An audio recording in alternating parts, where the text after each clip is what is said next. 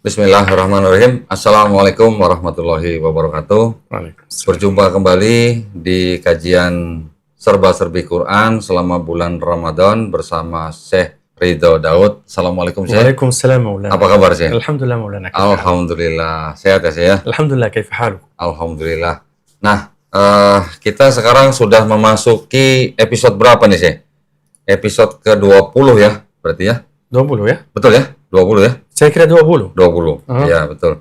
Jadi kita sudah memasuki episode 20 ini, kita sudah bahas dari episode 1 sampai 19 banyak sekali. Ya. Terakhir kemarin kita bahas tentang kejadian-kejadian selama bulan Ramadan. Ya. Kemudian kita juga sudah bahas tentang bagaimana Quran diturunkan, Ya.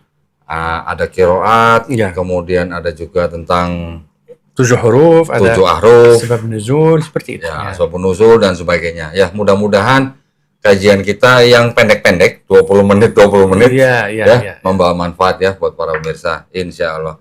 Baik, nah, untuk memasuki episode ke-20 ini, kita akan mulai membicarakan tentang ayat-ayat Quran, Syekh. Ya, silahkan. Tetapi yang sering dipakai oleh musuh-musuh Islam Hmm. untuk memfitnah Islam. Ya.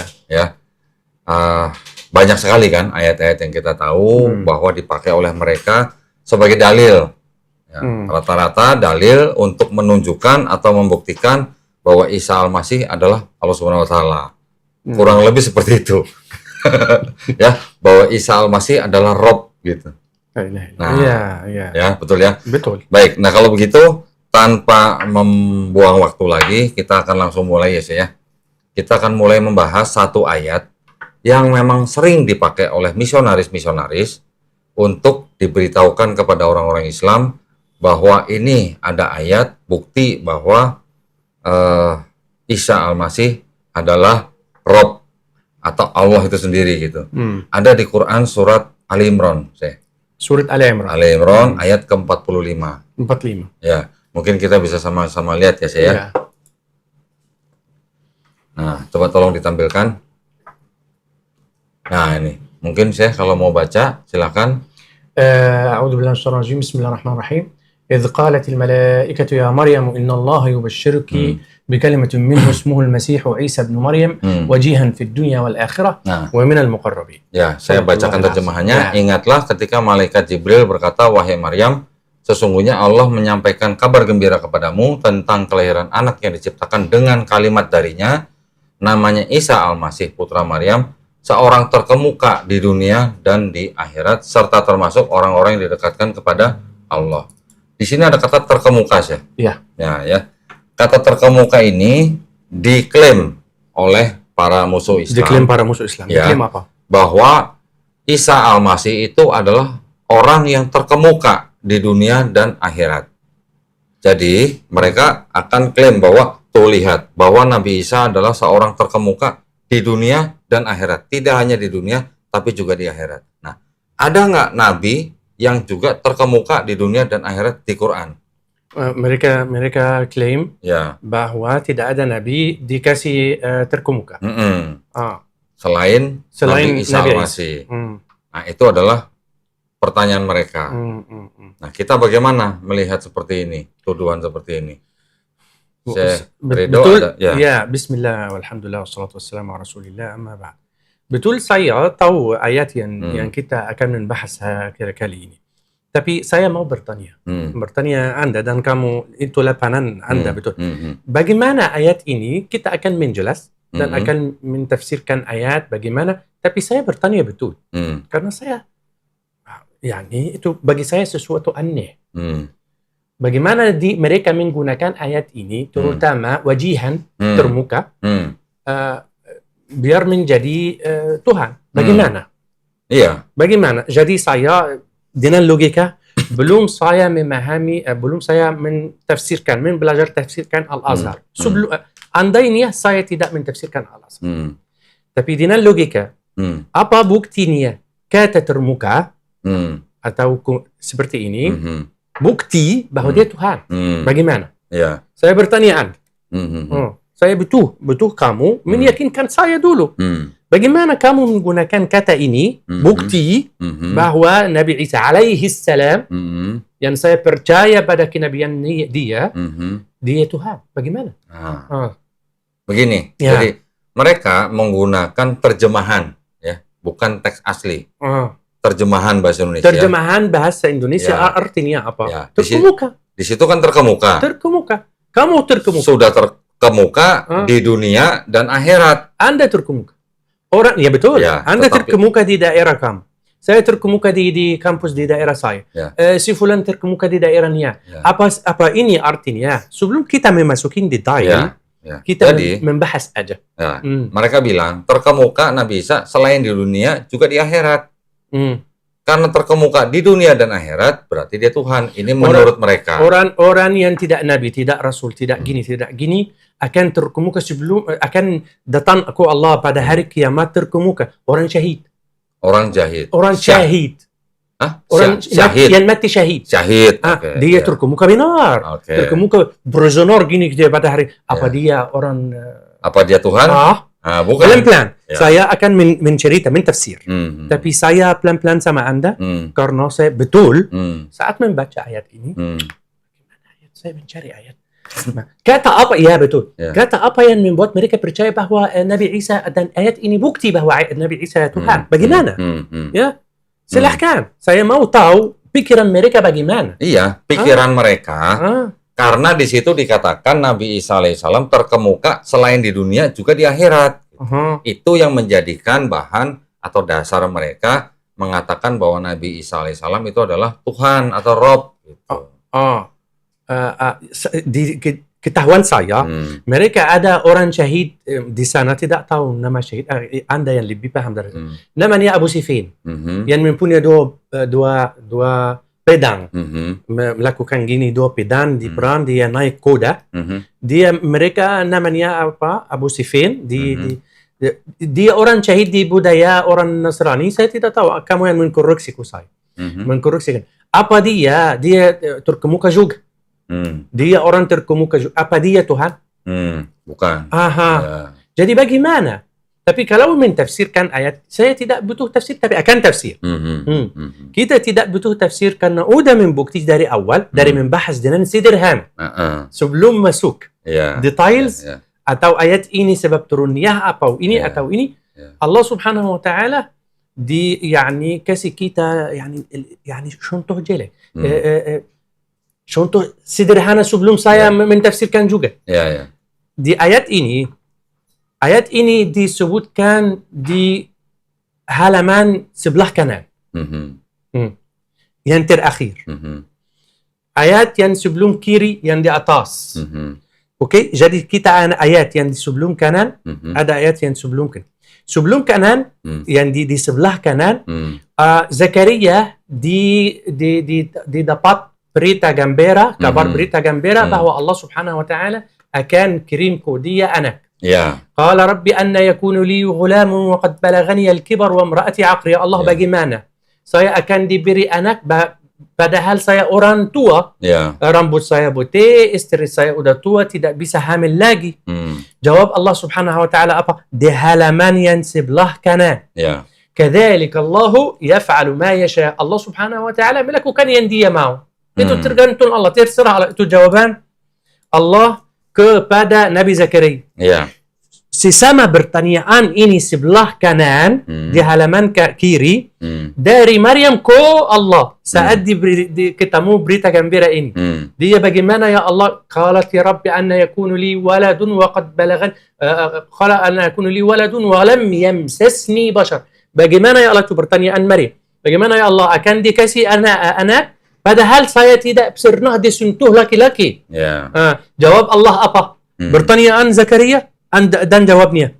Pertanyaan Maryam dan jawabnya. Sebelah kanan, sebelah kiri. Jawab Maryam, Allah pada Maryam apa? Kadzalika Allah yakhluq ma yasha.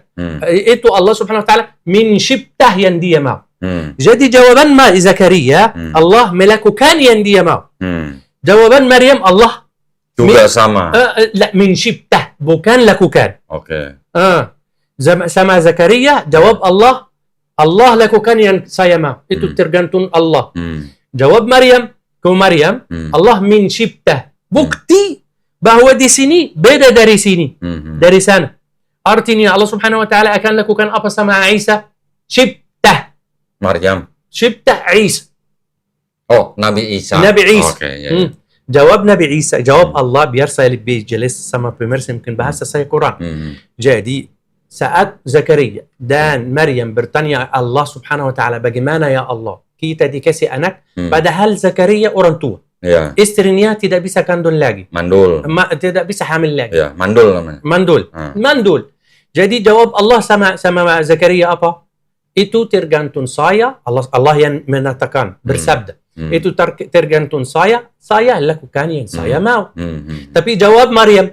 Jawab Allah kepada pertanyaan Maryam. Itu tergantung saya. Allah menciptakan yang dia mau. Jadi dijawab Zakaria apa? Lakukan. Dijawab Maryam apa? Ciptakan. Ya, bukti sederhana banget. Ya. Sebelum kita masuk details. Ya. Begitu juga ada ayat yang mengatakan bahwa semisal Nabi Isa Al-Masih, anna masal Isa 'inda Allah kamathali penciptaan Adam. Nabi Adam. Kamathali Adam khalaqahu min turab. Ini di halaman yang sebelah kanan. Ya. Sebelum mengkasih gembira. Inna masal Isa 'inda Allah kamathali Adam khalaqahu min turab. Contoh keciptaan Isa sesama keciptaan Adam. Diciptakan oleh dari debu dan tanah. Ya. Saya betul ya saudara saya betul kamu meyakinkan saya. Bagaimana mereka percaya? Ya, betul. Karena begini, saya melihat begini. Kan yang mereka gunakan itu hanya bahasa Indonesianya saja. Hanya terjemahan bahasa Indonesia, ya. Ketika mereka klaim bahwa karena disebut Nabi Isa alaihissalam terkemuka di dunia dan akhirat, mereka berarti menolak ayat yang lain di Quran surat Maryam ayat 30 yang dimana Nabi Isa Al-Masih berkata bahwa aku ini adalah hamba Allah dan Allah menjadikan aku seorang nabi. Sudah jelas Nabi Isa hanya seorang nabi. Sudah jelas. Allahu Akbar. Bagaimana mereka mau bilang Nabi Isa adalah Tuhan atau Allah? Allahu Akbar. Simple kan? Ya, simple banget. Ya. Sebelum masuk detail menjelas tafsir asbab turun ayat ini, surat ini, akan jelas juga, gak apa-apa kita bersama meluas kalau ngobrol tentang tafsir kan. Oke, saya sekarang punya jawaban satu lagi. Silahkan. Terhadap klaim orang ya, seperti ini. Ayo. Mereka mau menggunakan bahasa Indonesia, ya kan? Karena ada kata terkemuka di dunia dan akhirat. Sekarang kita coba lagi lihat teks bahasa Arabnya. Tadi kan di situ ada kata wajihan.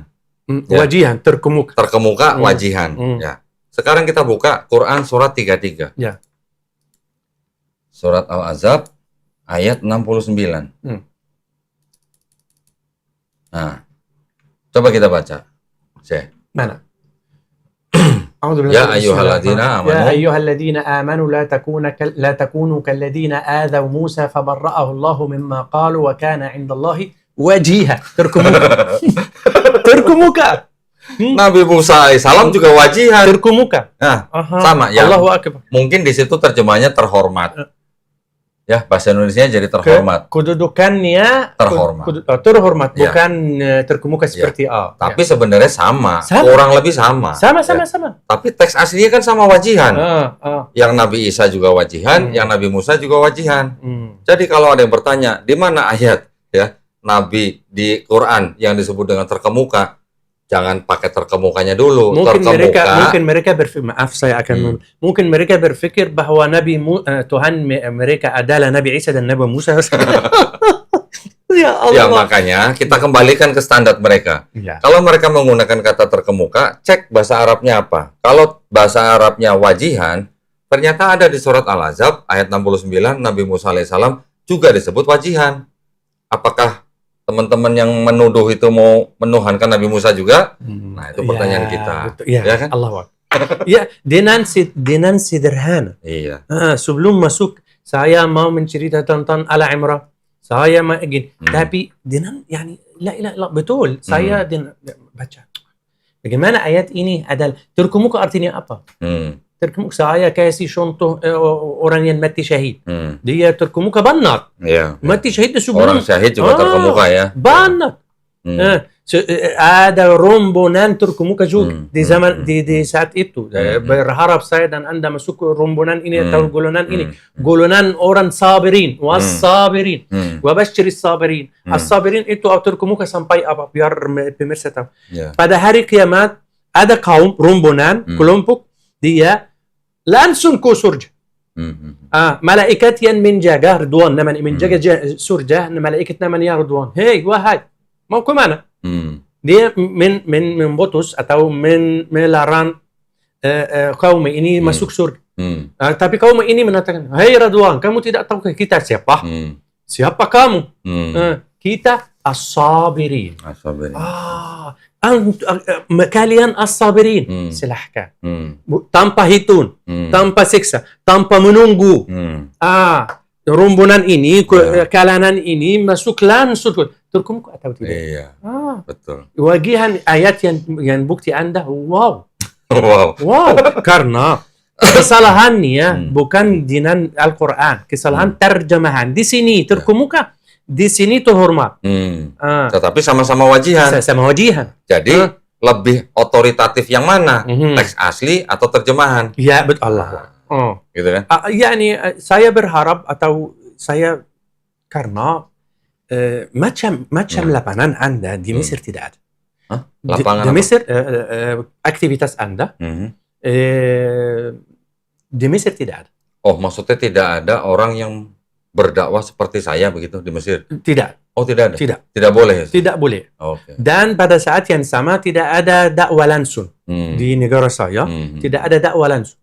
Baik dua pihak Muslim atau Nasrani tidak boleh. Jadi tidak boleh saling berdakwah. Biar tidak memicu fitnah. Nggak usah. Ya. Tapi jadi pertanyaan dan hal-hal yang kamu menghadapi di Indonesia bagi saya sesuatu baru aneh bagi saya. Apakah orang berislam, orang beriman atau dudukan Indonesia, masyarakat Indonesia bisa memikir suatu hari dengan pemikiran yang seperti itu? Ya Allah. Ya, jadi begini sih. Ya, silahkan. Karena orang-orang yang menuduh itu kan hanya menggunakan terjemahan, ya, bukan teks asli. Ya. Jadi mereka memang tidak terbiasa dengan teks aslinya gitu. Karena kitab mereka pun yang di sini, ini juga hampir semuanya terjemahan. Ya pasti. Ya. Pasti. Yang ada teks aslinya hanya beberapa saja, tidak semua. Betul. Oke. Sekarang kalau kita mengikuti pola pemikiran mereka dengan menggunakan kata terkemuka, kita kembalikan saja. Apakah kata terkenal itu artinya paling terkenal? Artinya aslinya paling terkenal. Kalau kata awalnya dan kinal. Ya. Itu bahannya. Saya kembalikan. Kalau kata terkenal, apakah artinya yang paling terkenal? Tidak. Di pemahaman saya tidak. Ya. Tidak paling terkenal. Terkenal ada. Kalau kata terhormat, apakah artinya orang itu paling terhormat? Tidak juga. Ya. Dia sifat. Jadi kalau terkemuka, apakah dia paling terkemuka? Tidak juga. Allah. Ya, itu dari bahasa Allah, bahasa Indonesia. Dari terjemahan saja. Allahu Akbar Ali. Jadi kalau begitu harus pandai-pandai mencari poin yang kuat begitu. Kalau hanya menggunakan kata terkemuka yang terjemahan bahasa Indonesia, ada kata dunia dan akhirat, itu semuanya standarnya masih lemah begitu. Dan saya akan berkomentar karena saya kagum sama pembahasan Anda dengan bahasa Indonesia dan kalau saya akan ikut mereka bahwa terkenal itu lebih kenal, lebih ya, tapi golongan hamba bukan golongan Tuhan. Ya. Kenapa kamu jump ke Tuhan? Ya, betul. Kalau seandainya saya akan ikut bahasa kamu bahwa terkenal itu adalah sama dengan paling terkenal. Oke, bagus, saya akan ikut. Tapi di golongan rombongan apa? Rombongan hamba, manusia, bukan rombongan Tuhan. Jadi dari mana kamu membawa kepercayaan? Itu yang membuat saya betul-betul tapi bagus bahasanya. Dia bisa belajar saya bahasa Indonesia ya, Pak. Nanti kita belajar bahasa Indonesia ya. Baik, nah kalau begitu kita tutup ayat ini ya, nanti kita bahas ayat yang lain di episode berikutnya ya. Terserah. Kita hanya kasih kesan bahwa kalau memang musuh Islam mau mengutip-ngutip ayat Quran ya atau mengambil ayat-ayat Quran sebagai pembuktian bahwa Nabi Isa Al-Masih adalah Tuhan atau Allah itu sendiri, maka jangan lupa baca Quran surat Maryam ayat ke-30 di mana Nabi Isa Al-Masih mengatakan bahwa aku ini hanyalah hamba Allah dan aku diberikan kitab Injil dan Allah menjadikan aku seorang nabi. Itu dulu dipegang. Ya betul. Kalau itu tidak dipegang, terus mengambil ayat-ayat yang lain, terus mengklaim bahwa Nabi Isa Al-Masih adalah Tuhan, berarti kalian double standar. Ya. Dan Betul. juga pesan saya, jangan terpaku pada teks terjemahan. Pelajari dulu bahasa aslinya. Kata terkemukanya apa? Wajihan. Ternyata ada Nabi Musa wajihan juga. Ya, berarti kalau kalian mau menuhankan Nabi Isa karena wajihan, Nabi Musa juga harus jadi Tuhan kalau begitu. Ya. Boleh saya kirim pesan Boleh, sedikit silakan. sama Anda? Ya. Ya. So, para ulama di Indonesia. Saya lihat di para ulama Indonesia yang paling terkenal. Baik terkenal lebih atau tidak, tapi terkenal. Ya, di Indonesia. Jagalah tafsir Al-Quran. Jagalah tafsir Al-Quran. Dan saya berharap sama saudara saya, kawan saya, insya Allah setelah Lebaran, kita mengkhususkan hari setiap minggu, biar saya dan saudara membahas tafsir beberapa ayat bagian dari Al-Quran. Baik di sini, di sana ada kontroversi atau tidak, yang penting kita menyampaikan tafsir Al-Quran yang sah. Tafsir bukan arti kata arti, bukan. Tafsir yang seperti wajihan, seperti terkenal, seperti itu. Ya, baik. Nah, terima kasih banyak, Syekh Ridho. Kita sudah membahas surat Ali Imran pasal ke-45 yang memang sering dipakai untuk memfitnah Islam atau memfitnah Quran. Kita sudah memberikan jawaban. Mudah-mudahan jawaban kami bisa menjawab juga kegelisahan teman-teman Muslim yang mungkin menerima pertanyaan yang sama ya. Gitu ya. Baik, kita nanti akan lanjutkan ke episode-episode berikutnya. Kepada para pemirsa, kami ucapkan selamat berbuka puasa. Kita sudah memasuki 10 hari ketiga. Sekarang kita harus lebih bersemangat, ya saya. Pasti. Jadi kalau minggu pertama kita masih berjalan, minggu kedua kita sudah setengah berlari. Maksud saya 10 hari pertama, 10 hari kedua, sekarang 10 hari ketiga kita harus tambah bersemangat lagi. Betul. Ya, betul. Supaya kita bisa sampai di finish dengan baik. Kita bersama hadiah Allah Subhanahu wa Ta'ala. Masya Allah. Baik, buat para pemirsa juga yang ingin membantu perjuangan dakwah kami, dipersilakan mengirimkan ke BSI dengan nomor 111 8899 atas nama YPM atau Jakarta. Bisa mengkonfirmasi ke nomor handphone 0813 9883 7007. Barakallahu fikum. Semoga partisipasi para pemirsa diterima di sisi Allah Subhanahu wa Ta'ala sebagai amal jariah. Amin ya rabbal alamin. Baik, kalau begitu kami pamit undur diri. Akhir kata wabillahi taufiq.